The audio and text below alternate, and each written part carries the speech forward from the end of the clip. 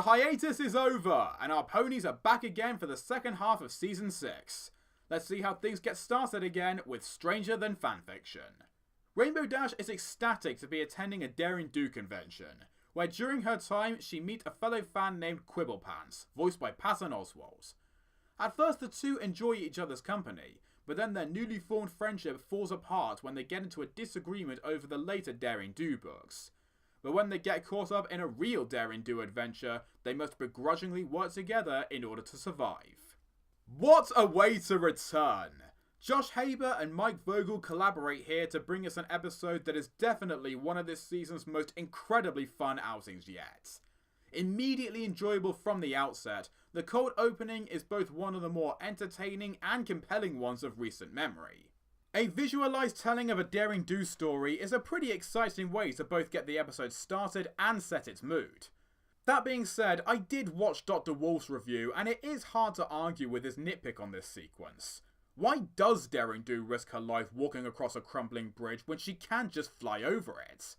Meanwhile, Twilight mentioning a friendship summit in Griffinstone may perhaps serve as foreshadowing for an intriguing future episode, while Rainbow Dash's glee at being at the convention might be identifiable in the most delightful way possible. Having been to Buck earlier this year, the thrill of attending your first convention is still quite fresh in my memory, and the look and feel of such an event is just brilliantly realised here. From the cosplays to the fan-produced merchandise, from the detailed, passionate discussions about the subject that brought you here, to all the fun activities, including their own variation of a ball pit, it's clear that for this episode, Haber and Vogel have taken a lot of inspiration from their own convention experiences, and the results are wonderful. Serving as the now seemingly annual special guest star episode, Patton Oswalt is perfectly cast as Quibblepants. The Ratatouille star is a very likeable actor, and does a fantastic job embodying his hypercritical character's personality. We all know someone like this. Someone who has to overanalyze something to such extremes that they can't just switch off their brains and enjoy it.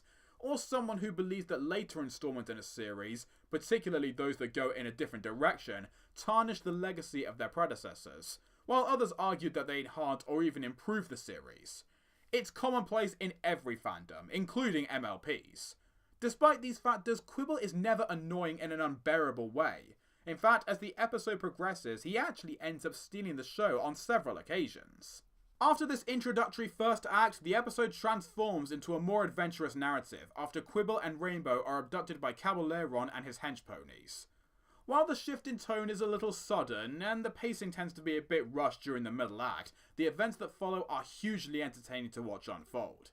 Even though they're both grating on each other's nerves for completely different reasons, the ways Rainbow and Quibble interact and play off each other are expertly crafted with great believability.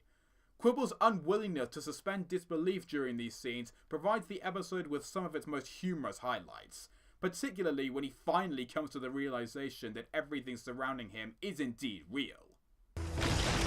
What were you unstepping you for? Listen, buddy, I don't take orders from some second-rate performer who learned acting from the supervillain school of bad accents.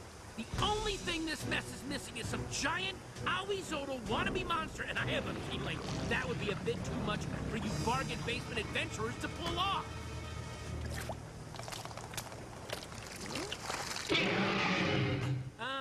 You're real. This is real. This is real! Although she is a bit underused, Daring Do herself makes a welcome return here, and is far more likeable in this episode than her last. Her inclusion helps boost a very fun and engaging final act, where the dynamic trio all contribute to saving the day, and Rainbow and Quibble maturely come to acknowledge that they don't have to agree on everything, or like the Daring Do series in the same way, in order to still be friends who can happily and passionately talk about the same interests that brought them together. It's an excellent moral executed in a way that doesn't side with or against either character, and is one that anyone who has ever witnessed or found themselves involved in a fandom disagreement can appreciate and take something from. Stranger Than Fanfiction may have a somewhat outlandish premise, but it's still a charming and thoroughly enjoyable episode with plenty to love. And the very idea of having an actual convention of some kind exist in this universe is especially great if you've ever had the pleasure of attending one yourself. A top-notch way to resume Season 6, I'm giving it a gold star score of 9 out of 10.